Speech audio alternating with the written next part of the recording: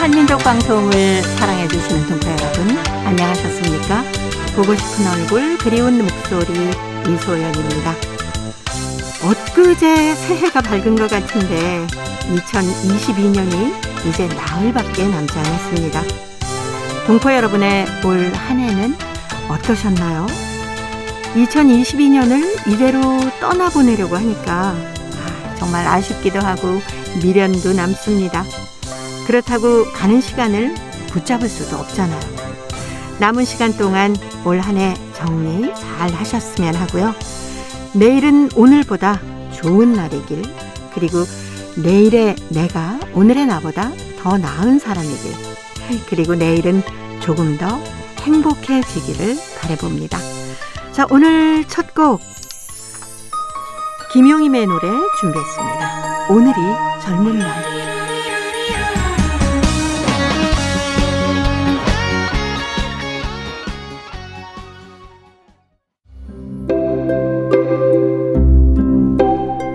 동포 여러분의 편지 사연으로 함께합니다. 행복우체통 화요일의 편지 손님, 홍익대학교 글로벌 경영학과 전춘화 교수님과 함께합니다. 어서 오세요. 안녕하세요. 이제 며칠 있으면 2023년입니다. 믿기지 않았네요. 네. 근래에 와서 항상 그 년도수를 제가 좀 익숙할까 하면 새해가 오더라고요. 시간이 어떻게 이렇게 빨리 지나가는지. 네. 제가 프로그램 시작하면서 아니 새해가 엊그제 같았는데 라고 하는 것이 정말 조금 과장된 표현입니다만은 정말 시간이 왜 이렇게 쏜살같이 빨리 갈까요? 그러니까 저희들 이제 2022년도 1월에 새해가 지금 시작됐다고 한지 엊그제 같은데 벌써 이제 다음에 이제 만나면 2023년도 1월에 만난다니까. 1년 동안 뭐 했지 하는 생각이 지금 순식간에 지금 들어서 막 이렇게 떠오르고 있습니다. 네. 올 한 해는 교수님 어떠셨어요? 저는 올 한 해는 약간 옛날하고 좀 달라진 것 같습니다. 이전에는 그냥 정말 일에 치우쳐가지고 일을 하나하나 이게 빨리빨리 어떻게 보면 해치운다고 얘기해야 될 정도로 하루에 정말 많은 일을 했거든요. 그러면서 성취감도 느끼고 그런데 일이 끝이 없습니다. 근데 올해 와서는 일은 일을 했지만 옛날보다 좀 여유를 가지고 건강에 신경을 좀 더 많이 쓴 것 같아요. 네네, 맞아요. 맨발 걷기도 하시고. 네, 맞아요. 건강에 신경을 좀 더 많이 쓰고 나한테 좀 더 저를 돌보는 시간을 좀 가졌던 것 같습니다. 그래서 여전히 일을 하고 있지만 마음적인 여유를 좀 가졌다고 얘기를 해야 되나요? 그래서 올해는 솔솔한 그런 행복감을 좀 느끼는 한 해라고 생각하겠습니다. 네, 맞아요. 사실 열심히 엄마로서, 아내로서, 교수님으로 또 사회에서 여러 가지 또 활동도 하시지 않습니까? 이렇게 지내다 보면 나를 위해서 쓰는 시간이 참 별로 거의 뭐 항상 없다시피 하죠. 항상 뒷전이죠. 예를 들어서 운동을 해야 된다, 뭐 관리를 해야 된다 이런 거 알면서도 방법도 알지만 일을 하다 보면 그 일에 시간이 부족하니까 나를 먼저 빼버리는 거예요. 그렇죠. 그래서 어느 순간부터 이 생활에 내가 분주하게 도는데 내가 없는 거예요. 그거를 이번에 사실 이게 3년 동안 이런 큰 어려운 시기를 지나면서 그걸 깨달았던 것 같아요. 올해 초에. 그래서 나를 좀 찾아보자 하는데 쉽게 찾아지지 않더라고요. 그럼요. 그래서 운동도 하고 좀 일을 일단 그 비워두는 시간. 그래서 집 정리도 하면서 비우기를 했거든요. 그 비우면서 내 마음적으로 비우다 보니까 공간이 조금 생겨서 그때부터 저를 관리하는 시간을 좀 가졌습니다. 맞아요. 저희가 코로나19 때문에 벌써 거의 만 3년을 이렇게 지나오지 않았습니까?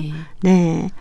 그동안 그래서 정말 건강이 참 중요하구나 하는 것을 많이 느끼면서도 실천을 못하고 있는 거예요. 왜냐하면 건강이 중요하다고 생각하지만 내 옆에 건강 때문에 무너진 사람들이 나를 자극주지를 않았단 말이에요. 그러나 먼 어디에 뉴스 나오거나 하기 때문에. 근데 요 3년은 정말 위에 아래층 분이 돌아가시고 뭐 내가 다니는 세탁소 분이 돌아가시고 물론 다 코로나 때문에는 아니지만 그래도 이 시기에 돌아가시니까 왠지 코로나 때문에 돌아가셨다는 그런 그 시기 돌아갔다는 그게 딱 느껴지니까 삶과 죽음과 그다음 나의 어떤 그 그 생활, 그러니까 네. 내 건강을 갑자기 신경을 쓰게 되고 저도 이제 원래 코로나 한번 걸렸는데 너무 힘들었거든요. 고생하셨죠. 네, 그걸 느끼면서 다른 것보다 건강이 제일이란 것을 그 어르신들 보통 얘기를 하잖아요. 네네. 그걸 이제 걸려보니까 알겠더라고요. 네. 소중한 게 뭔지는 잃어버렸을 때 안다고 하지 않습니까? 맞습니다. 네. 그리고 지인분들이 이제 돌아가시는 걸 보면서 어제까지도 인사를 하고 뭐 계신다는 얘기를 들었는데 갑자기 네. 오늘이 이 사람이 이 세상에서 없다고 생각하니까 아, 정말 멍하게 한 대 네. 맞은 것처럼. 그렇죠. 네. 그래서 2022년도는 생각을 좀 하게 하고 발걸음을 좀 멈추게 했던 한 해라고 생각하니까 잘 네. 지낸 것 같습니다. 네. 아침에 친구가 그 보통 그림 카드를 많이 보내지 않습니까? 네. 인사로. 네. 그런데 지나간 길 뒤돌아보면서 아쉬워하지 마세요. 앞으로 가는 길은 축복받는 길입니다. 항상 건강하세요. 라는 글을 보내왔어요. 그리고 보니까 한 해를 보내면서 아쉬워. 정말 원래 해놓은 게 없는 것 같아. 막 이런 생각보다는 그래. 내일은 또 더 잘할 수 있을 거야. 이제 나를 돌아보면서 아쉬워하지 말고 행복을 만들고 개척해 나가자. 이런 생각을 문득 했거든요. 맞아요. 네. 저는 이전에 연말 되면 그 계획을 한번 체크하는 습관을 네네. 가졌거든요. 근데 원래는 특별한 계획을 세우지 않았습니다. 그냥 건강을 챙기고 집 정리하고 나를 네. 돌보고 나를 찾는 시간을 하다 보니까 돌아보니까 뭔가 찾은 것 같은 느낌이 좀 들어서 네. 이전에는 항상 아쉬움이 있었거든요. 체크하고 그다음 내년에 1월 1일 날에 가서 했던 걸 보면서 계획하고 다짐하고 이랬는데 지금 그런 생각이 없어요. 네. 그래서 오히려 방금 그 시가 네. 어떤 짧은 글인데 와닿는 것 같습니다. 그렇죠. 뭐 아쉬워하기보다는 내가 보람 있고 잘한 일을 찾아보는 것도 한 해를 보내는 한 가지 방법일 것 같습니다. 자, 이제 행복의 채통 열어봅니다. 중국 길림성 연길시 리명자 씨가 병실에서 맺은 인연이란 글을 보내오셨는데 전춘화 교수님이 먼저 소개합니다. 그날은 일요일이었다. 한 달에 2번씩 하는 시조 공부날. 매번 시조 공부하러 다닐 때마다 느끼지만 황혼에 시작한 병이라서 공부하러 가는 날은 그렇게 설레고 기쁠 수가 없었다. 3시간이 열띤 공부 시간이 끝나고 집에 가다 갑자기 발목이 삐끗해 그 자리에 폴싹 주저앉고 말았다. 발목뼈 3곳이나 부러져 입원을 했다. 나는 발이 부어서 바로 수술할 수가 없었다. 내 침대 왼쪽엔 나보다 3살 아래에 있는 환자분이 무릎 관절 수술 다시 했는데 이름처럼 예쁘고 착한 딸 은주가 엄마 간병을 맡고 있었으며 난 언니가 맡아서 하고 있었다. 난 입원해서 닷새 만에 5시간의 긴 수술을 끝마치고 병실로 돌아와서 통증과 싸워가고 있었다. 힘들게 날 간호하던 언니가 탈이 생겨 더는 날 돌볼 수 없게 되었다. 언니가 병원을 떠나니 졸지에 난 어미 잃은 어린 새 신세가 되었다. 지금은 코로나 때문에 함부로 병원에 들어올 수 없고 사람을 바꾸어도 여간 까다로운 일이 아니었다. 남편은 지병이 있어 날 돌볼 수 없는 상황이고 바쁜 대로 간병인을 불러서 허리를 맡겼는데 하루 만에 일이 생겨 할 수 없게 되었다. 이걸 어쩌지 옆에서 누가 도와주지 않으면 아무것도 할 수 없는 상황인데 고맙게도 은주가 돕겠다고 나섰다. 엄마 시중만 들자 해도 어려운데 글쎄 나까지 맡아봐 주겠다니 얼마나 고맙게 감사하던지 눈물이 핑 돌았다. 아직은 아가씨 몸으로 날마다 엄마 대소변 받아내고 씻어주고 거기다 나까지 합해서 대소변 받아내야 했다. 그런데 난 또 같은 자세로 오래 누워 있었더니 엉덩이가 벌겋게 부어나서 2시간에 한 번씩 약을 발라주고 통풍시켜줘야 했었다. 은주는 자다가도 시간 맞춰 일어나선 약을 뿌려주고 손으로 골고루 발라주었다. 그 손길이 얼마나 부드럽고 따뜻하든지 생각만 해도 가슴이 따뜻해지고 미안해진다. 아침 5시부터 일어나서 하루 종일 앉을 사이 없이 병원 안에서 맴돌아 치면서도 짜증 한 번 안 내고 웃는 얼굴로 이모라 불러주는 은주. 자식이면 이보다 더 할까 싶다. 그때 우리 병실엔 2집뿐이니 진짜 가족같이 생활하며 지냈다. 우리 가족에선 고생하는 은주를 위해 맛있는 밥을 해오고 간식도 갖다 주었다. 그리고 난 진짜 병원에 들어와서 조카 하나 더 생겨난 기분이다. 그러고 보면 이번 사고가 나에게 잃은 것도 있었겠지만 또 얻은 것도 있었다. 오늘 난 태어나면서 그동안 은조와의 싼 정으로 해서 이별이 아쉬워났다. 아무쪼록 은조 어머님도 하루빨리 건강히 회복하길 바라며 은주의 앞날에 꽃길 만나길 바란다. 은주야 고맙다. 사랑한다. 네. 아유, 은주 씨 정말 고마워요. 이렇게 하기 이거는 아이고, 사실 쉬운 일 아닙니다. 정말 쉬운 일이 아닙니다. 왜냐하면 아가씨 몸이잖아요. 그러니까 이 아줌마면 그래도 아이의 똥 오줌을 받아내고 네네네. 시어머니, 시아버니 시종 네네, 들면서 이거는 시종도 좀 들기도 하니까. 익숙할 수도 있는데 그래도 사실 하기 쉽지 않거든요. 그럼요. 아가씨는 보통 뭐 벌레 보면 싫어하고 더러운 거 보면 거의 그렇죠. 뭐 일을 안 하는 아가씨도 집안 네네, 많잖아요. 많죠. 어떻게 이렇게 네. 마음씨 고운 딸이 있을까? 은주 씨 정말 이쁘네. 예.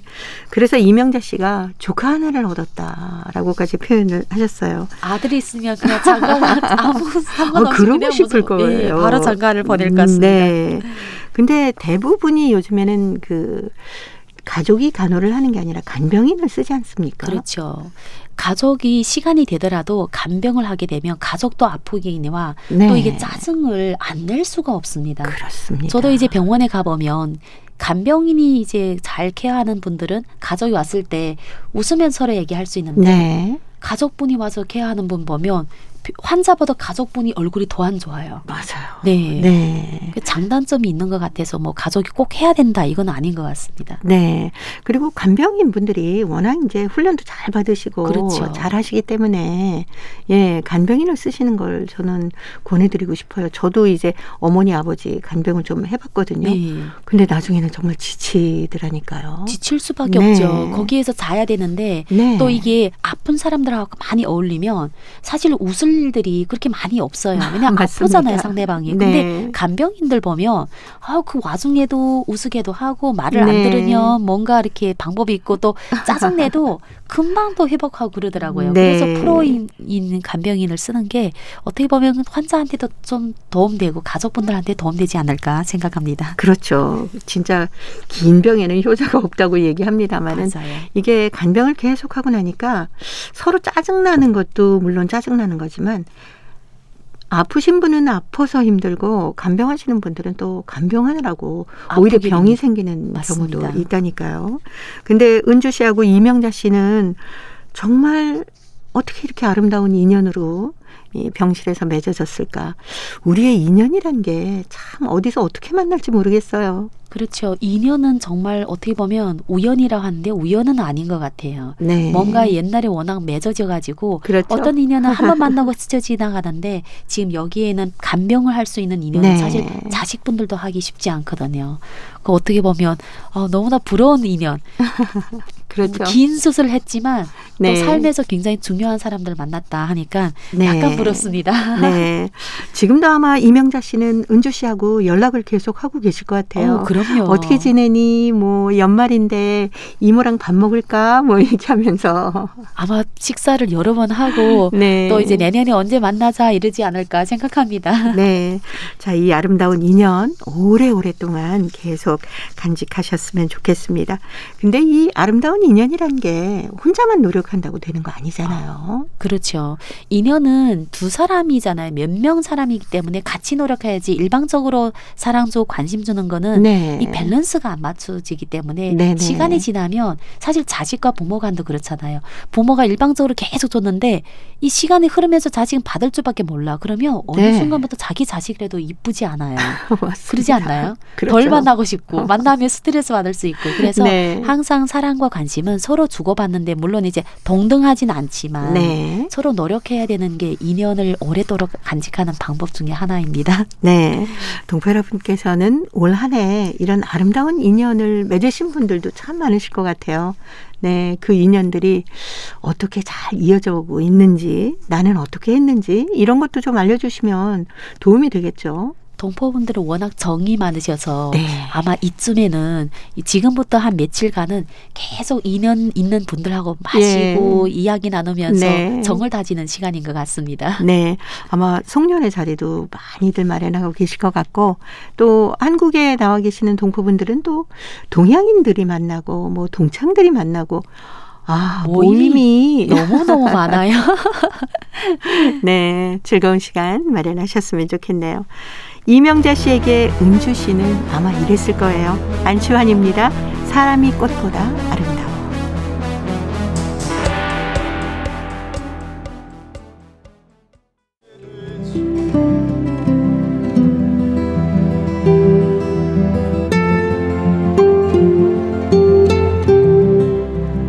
동포 여러분의 따뜻한 사연으로 아름다운 추억을 만들어 드립니다.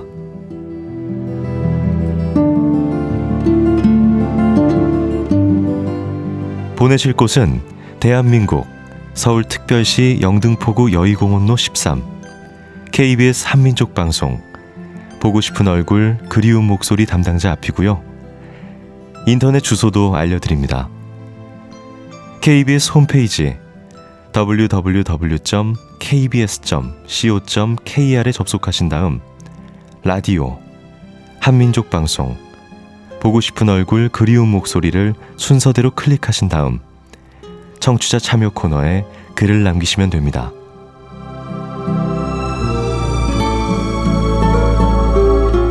정다운 이야기와 아름다운 음악이 있는 보고 싶은 얼굴 그리운 목소리, 동포 여러분과 늘 함께하겠습니다. 화요일에 행복우체통 홍익대학교 글로벌 경영학과 전춘아 교수님과 함께하고 있습니다. 자, 이번에 동포 여러분 아마 이 얘기 들으시면 할 얘기가 너무 많으실 것 같아요.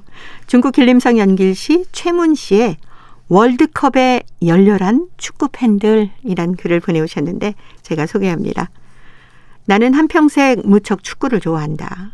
때문에 80고개를 바라보는 고령에도 지난 2022년 11월 20일부터 월드컵 사상 처음 카타르에서 열리는 전 세계인의 축구 축제 월드컵에 관심이 집중되어서 추위가 기승을 부리고 코로나 전염병이 멈출 줄을 몰라도 아랑곳하지 않고 집에서 월드컵에 열렬한 팬이 됐다.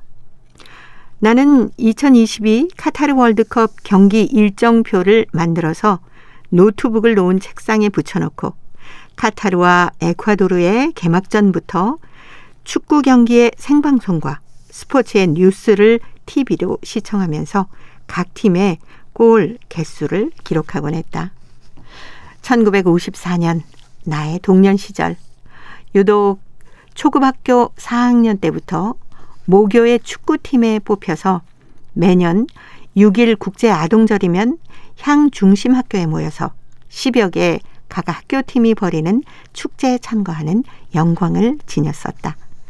그리하여 지난 11월 24일 10시 온 국민이 16강을 학수고대하는 H조 첫 경기가 시작되던 날 저녁 나는 축구팬인 아들, 며느리와 한국에 거주하고 있는 막내 아들에게도 한국과 우루과이 간의 축구 경기를 시청하고 한국팀의 승리를 기원할 것을 간절히 바랐다. 비록 한국팀은 화려한 승리를 거두지는 못했지만 무승부로 끝나서 천금 같은 1점을 취득하고 16강 고지로 향하는 힘찬 첫 발걸음을 내디뎠다.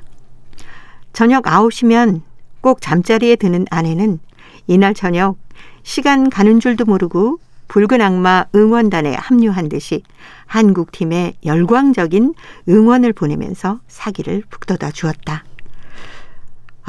남미의 강호 우루과이하고 무승부를 한 것은 이긴 것과 마찬가지로 얼마나 천만다행이에요. 국내외 자식들도 축구가 끝나자 운동원들의 똘똘 뭉쳐서 싸운 노고에 찬탄을 금치 못했다. 우리 축구팬 가족의 부모, 자식 3남매의 식구, 도합 11명은 축구의 역전승 매력에 끌려서 집에서 월드컵의 축구팬이 되었다.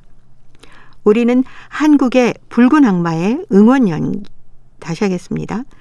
우리는 한국의 붉은 악마의 응원 열기에 본받아서 12월 18일 저녁 12시에 열리는 결승전까지 32개국이 참가한 28일간 총 64경기를 열렬히 응원할 것이며 한국팀의 16강 진출에 소원 성취를 이루고 월드컵에서 4강의 재도약을 기원한다 라고 적어 오셨습니다. 보셨습니까, 선생님? 저는 조금 봤습니다. 네. 그 우리 애가 사실 딸이니까 별로 축구에 이렇게 관심은 많지는 않는데 네. 이번에 한국이 너무 잘했잖아요. 너무 잘했죠. 막 흥분하면서 알려주는데 근데 네. 그 조 자체가 어떻게 보면 죽음의 조처럼 그러니까요. 너무나 강한 팀들이 있는데 그렇게 네. 잘 싸운 걸 보면서 깜짝깜짝 놀라거든요. 그러니까요. 저도 그 시간을 체크해놓고 그 시간에 시간이- 빠짐없이 새벽에도 괜찮아 막 이러면서 열심히 봤거든요. 네. 처음에 우루과이하고 할 때 무승부였잖아요. 네. 그리고 가나하고 3대2로 맞아요, 졌고, 맞아요. 그리고 포르투갈에서 2대1로 이겼을 때 사실 포르투갈은 네. 사람들이 많이 예측할 때는 포르투갈이 워낙 강하잖아요. 네, 강하기도 맞아요. 하고 워낙 또 유명 그 축구 선수들도 선수들이 많고. 있기 때문에 네. 사실 기대를 한국 이겼으면 하면서도 이길 수 있을까 이런 그럴까 생각을 했는데 맞아요. 예. 2대1이라는 게 기적인 것 같습니다. 저는 2대1로 이길 거야 막 그랬거든요. 그러세요? 그랬더니 맞췄습니다. 와.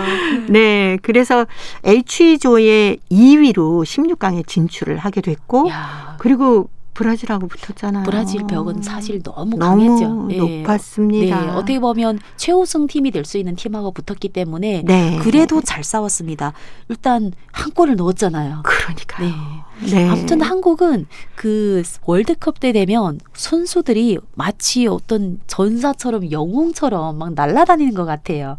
그리고 또 이 국민들이 그 월드컵에 대한 열광과 물론 이번에는 이 현장에서 못하니까 붉은 낙마를 볼 수는 네네. 없지만 2002년도에 붉은 낙마가 너무 강하니까 그렇죠.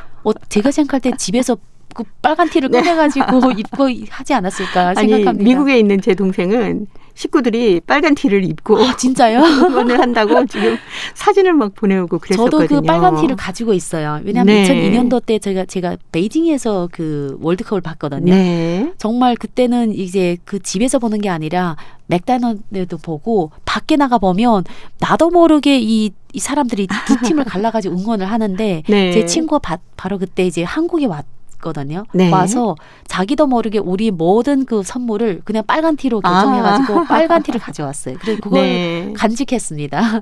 그러셨군요. 입고 응원하셨으면 이기는 저는 건데.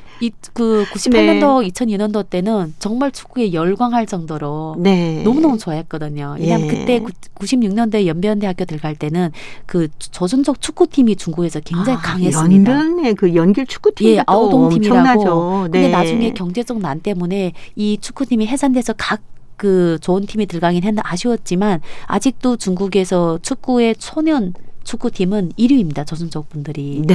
네. 그러니까 이 최문 선생님처럼 온 가족이 11명이 모여서 응원을 이제 국내외에서 하셨다고 맞아요. 했잖아요. 사실 우리가 붉은 악마를 12번째 선수라고 하지 않습니까? 네. 예. 진짜 붉은 악마들의 거리 응원도 서울 그 시청 앞에서 대단했고요. 그리고 저는 주장 손흥민 선수의 그 마스크 투혼이 너무 멋있어요. 너무 진짜 대단했다라는 생각도 들고 앞으로 16강이니까 이제 다음 대회에선 또 8강, 4강까지 그렇죠. 올라갈 수 네. 있겠죠. 사실 그 8강, 4강 못지않은 16강이라고 저는 생각을 하거든요. 그러니까요. 너무 멋있습니다. 그 선수들이 하나하나가 너무 사랑하게 됩니다. 네, 다시 한번 필승 코리아를 외치고 싶네요. YB가 불러주는 오 필승 코리아 들으면서 홍익대 글로벌 경영학과 전춘하 교수님과는 다음 주에 뵙겠습니다. 그러고 보니까 다음 주가 새해네요. 그러네요. 네. 올 한 해도 화요일에 행복우체통 재미있게 이끌어 주셔서 고맙습니다. 저는 덕분에 행복한 한 해를 보냈습니다. 감사합니다. 네. 새해 뵙겠습니다. 새해 뵙겠습니다. 필승 코리아 헤이 오 필승 코리아 헤이 오 오래 오 필승 코리아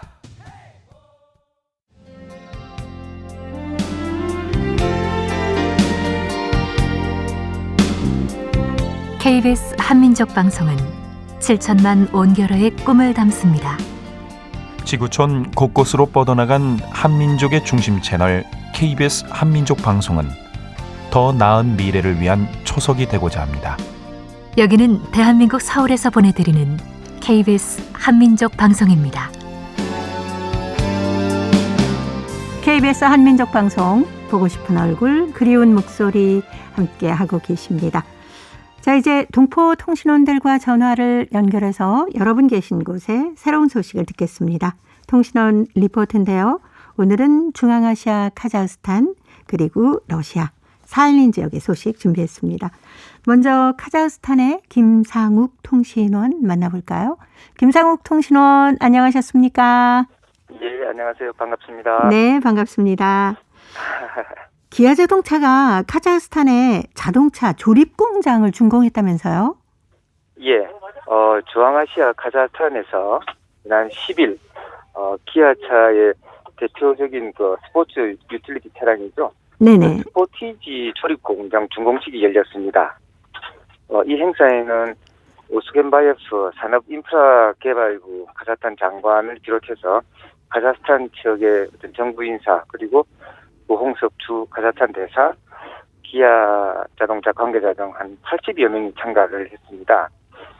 이 스마일로프 카자흐스탄 총리와 또 송호성 기아차 사장은 온라인으로요 준공식에 함께 했습니다. 네. 러시아와 국경 지역인 카자흐스탄 북서부 코스타나이주에 설립된 이 공장은요 스포티지를 이제 완전 분해 조립 방식 그러니까 CKD 방식으로 연간 10,000대 규모로 생산할 수 있는 그런 시설을 갖추었습니다. 네. 구홍석 대사는 이제 준공식에서 수많은 악재와 어려움 속에서도 양국은 경제 협력을 활발히 이어오면서 올해 양국 그 여객이 그간 최대치였던 2019년도의 42억 달러를 훌쩍 뛰어넘어서 60억 달러를 돌파할 것으로 전망된다면서요. 이런 성과의 중심에 자동차 산업이 있다라고 말했습니다. 네. 그리고 그는 앞으로도 5G나 ICT, 또 스마트 농업 등 첨단 신산업으로 협력의 폭과 범위를 확대해 나가야 한다라고 강조를 했습니다.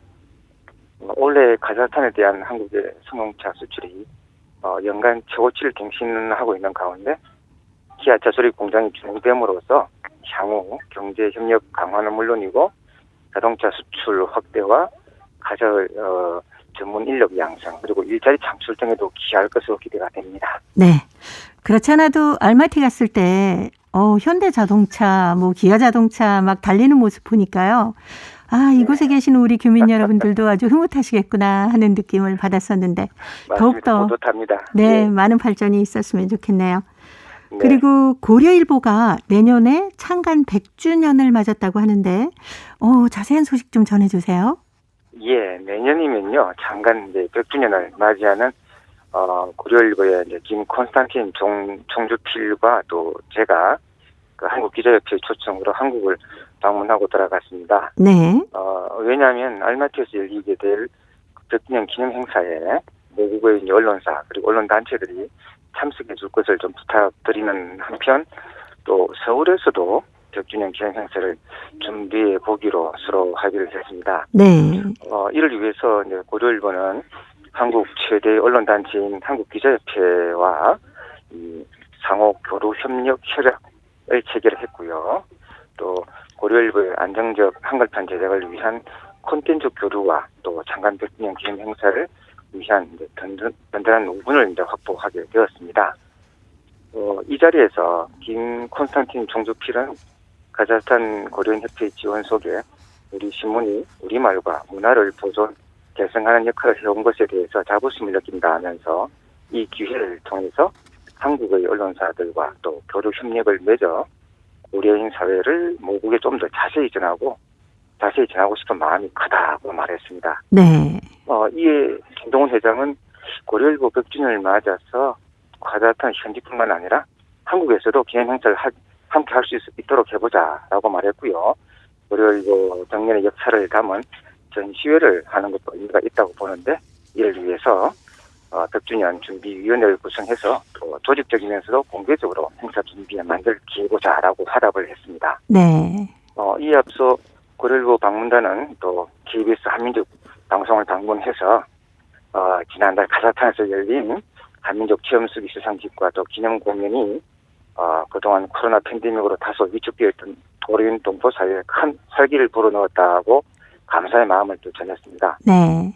그리고 또 고려인 동포사회의 이제 구심점이면서 동시에 모국어 그리고 전통 문화를 보존하는 역할을 해오고 있는 고려일보 100주년을 맞아서 특집 방송 제작 등 KBS에 더 지속적인 관심을 기울여줄 것을 당부했습니다. 네. 자, 오늘 카자흐스탄 소식 여기까지 듣겠습니다. 김상욱 통신원이었습니다. 소식 잘 들었습니다. 네, 감사합니다. 네, 고맙습니다.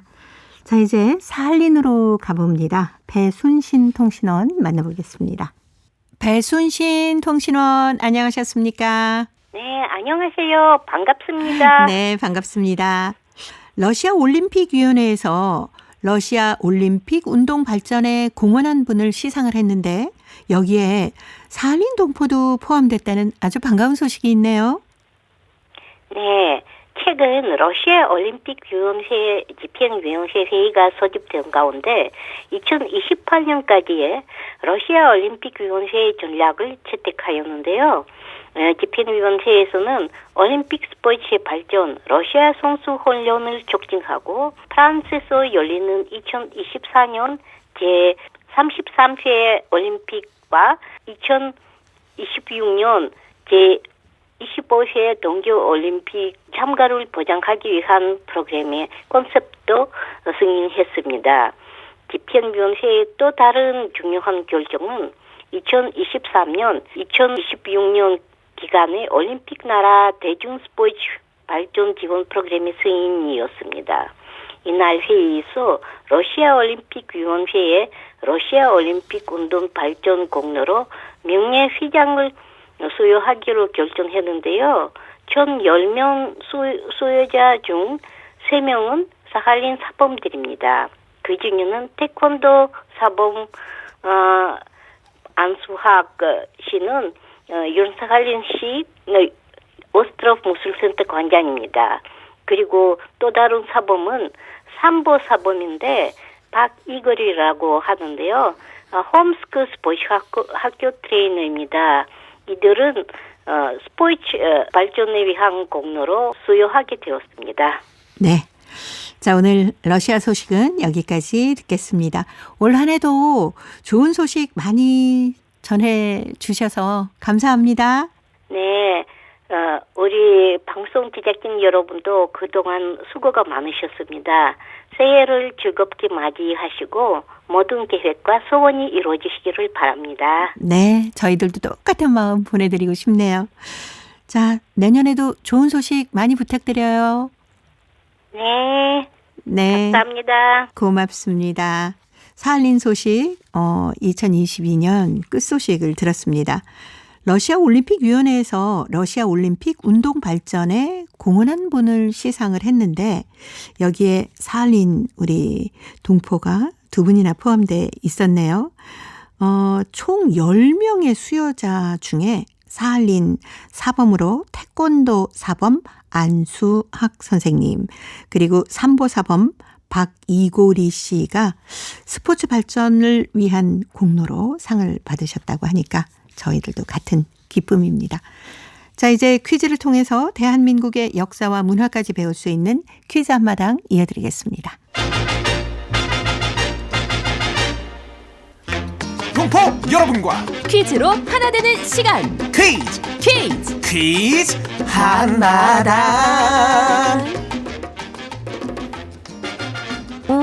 이게 다 뭐야? 보면 몰라? 아니, 어디 이사가? 이사는 무슨 이사?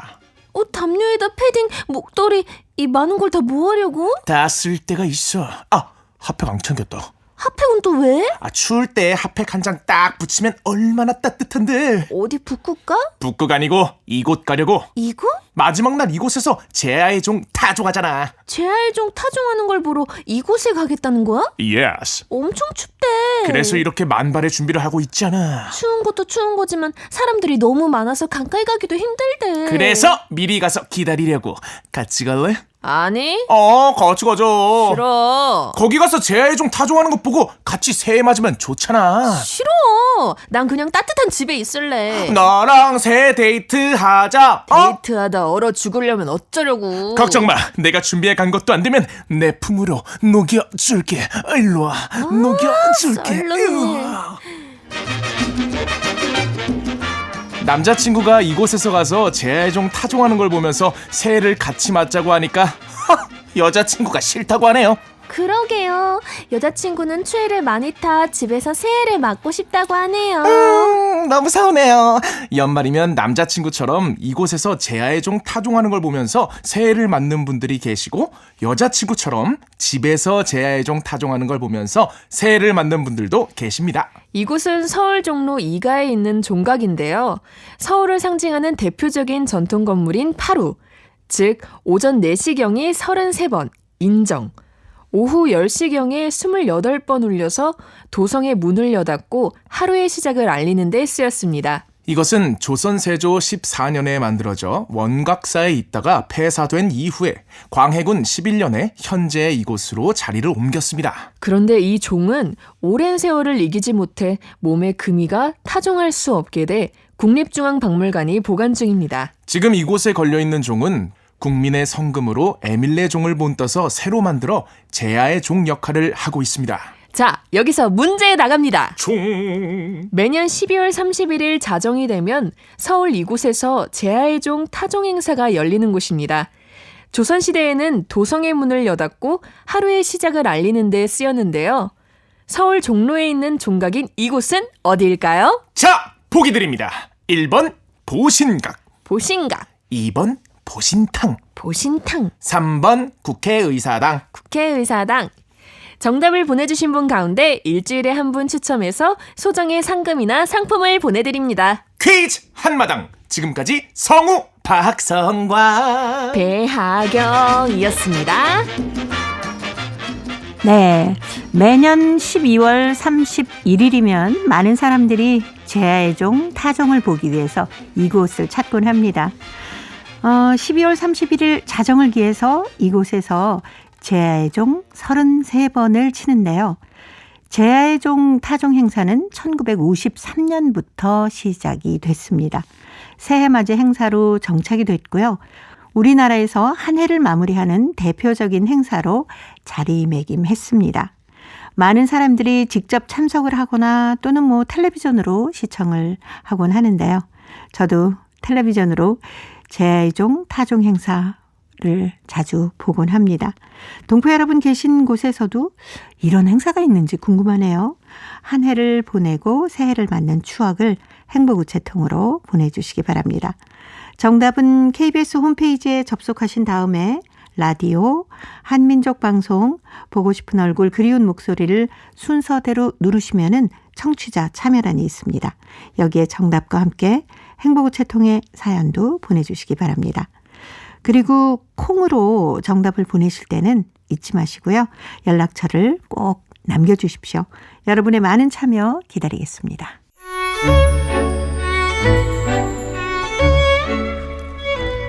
고려인들의 역사를 재조명하고 그들의 삶의 애환을 살펴보는 시간입니다.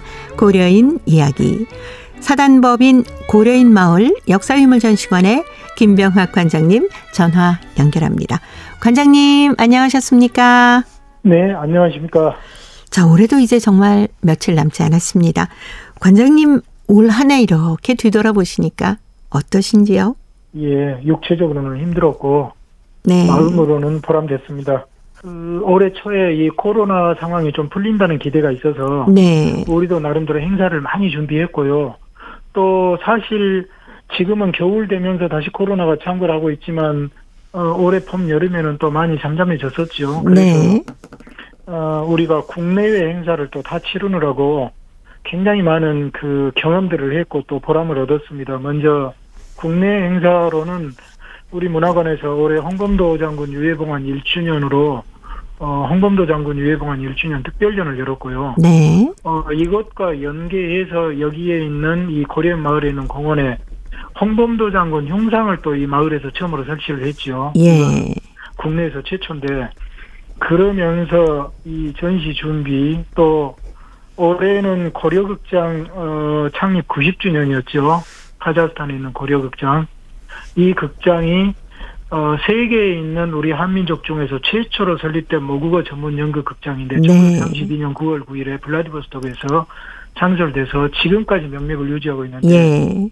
이 극장 90주년을 이렇게 알릴 수 있는 기획전을 지금 열어가지고 지금까지 지금 진행을 하고 있고요. 네. 또 그러면서 여러 가지 행사를 했죠. 또 하나는 고려인의 그 중앙아시아에서 소련의 박해를 무릅쓰고도 그 재즈 음악을 처음으로 개척했던 그 재즈 음악의 대부 한야코브 작곡가가 있는데 네. 이분이 또 그것 외에도 녹음기를 들고 이 고려인 노인들한테서 1000곡 이상의 고려인들의 모국어 가요를 수집을 해가지고 또 같이 정리함으로 인해서 모국어가 사라지지 않게 했는데 이분이 작년에 코로나로 또 사망하셔서 예. 이분을 기리는 특별전 이래저래 하면서 많은 그 행사를 치르면서 보람되게 보냈고요. 네네.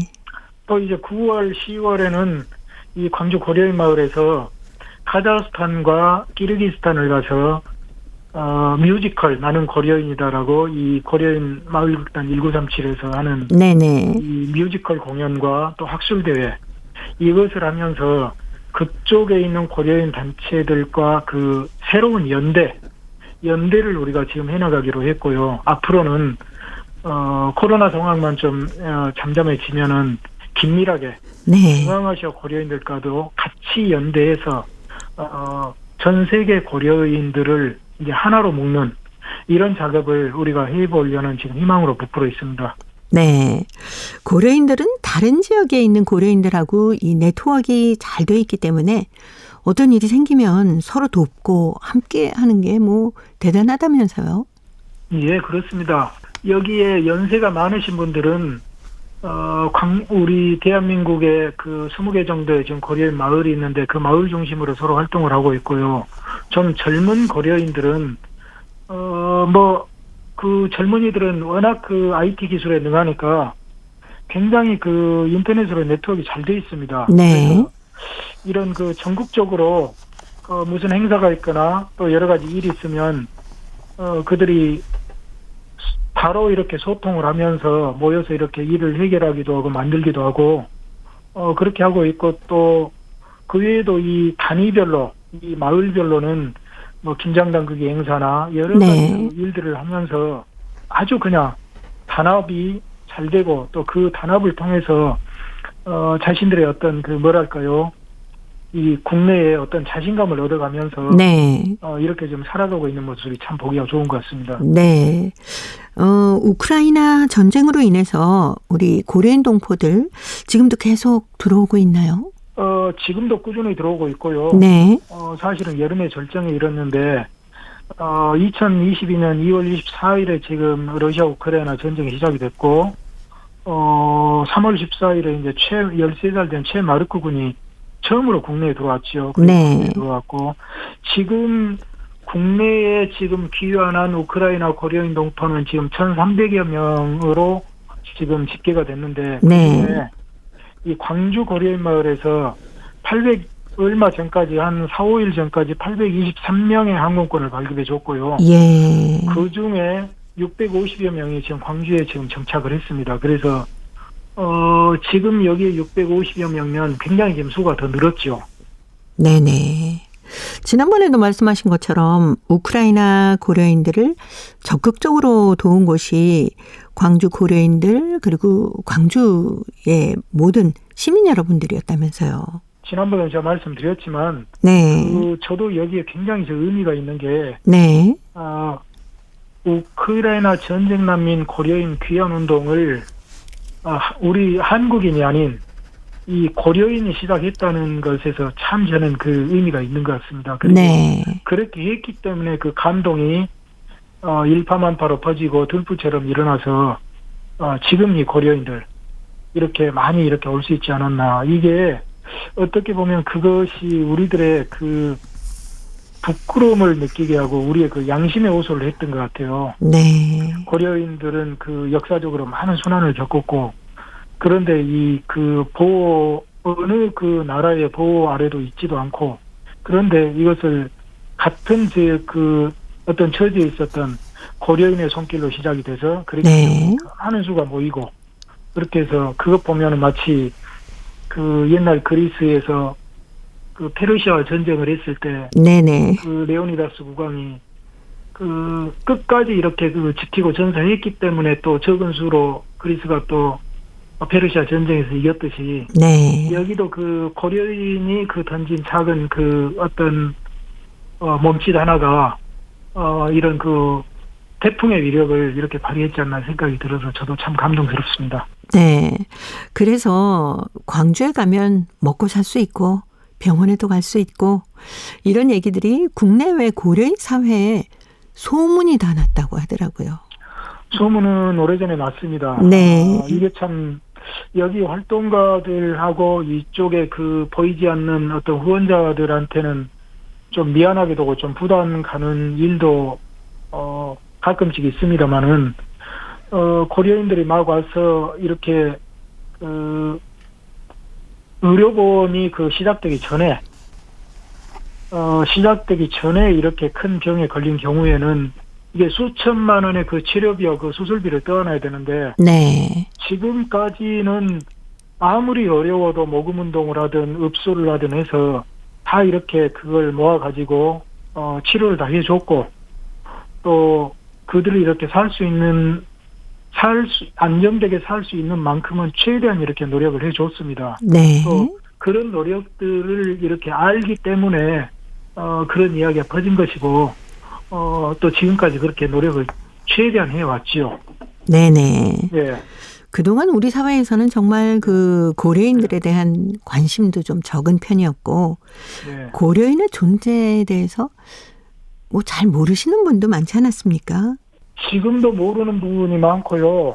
또 사실은 관심이 많이 없었고 존재를 사실 모르는 분이 정말 많았지요. 그런데 우리가 제가 봐서는 2017년, 19년, 2017년 고려인 강제주 80주년 그리고 2019년 3.1운동 100주년 그때에 고려인들의 어떤 항일운동이 많이 그 조명이 됐습니다. 그래서 네. 그 기회 그리고 그 시기에 고려인들이 국내에 또 많이 그 귀환을 했죠. 여러 가지 그 집거지를 이루면서 그래서 이런 그 일련의 그 흐름들이 그 합해지면서 증폭돼서 고려인에 대해서 많이 지금 알려졌고 네. 지금도 많이 모르지만 그래도 그전보다는 많이 지금 알려졌다고 봐야죠.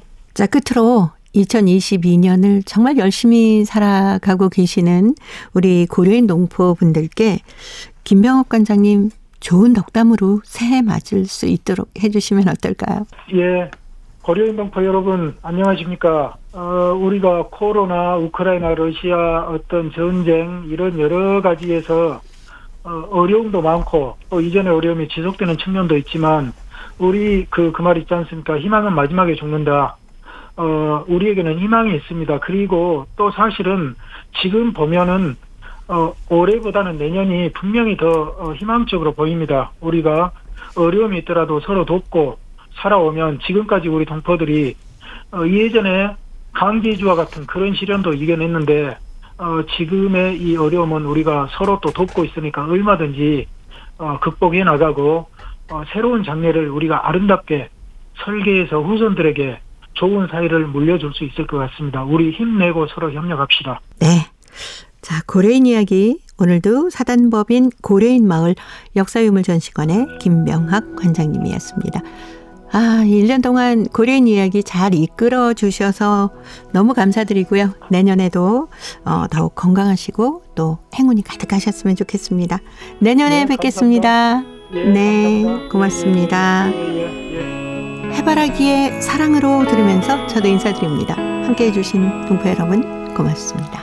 내가 살아가는 동안에 할 일이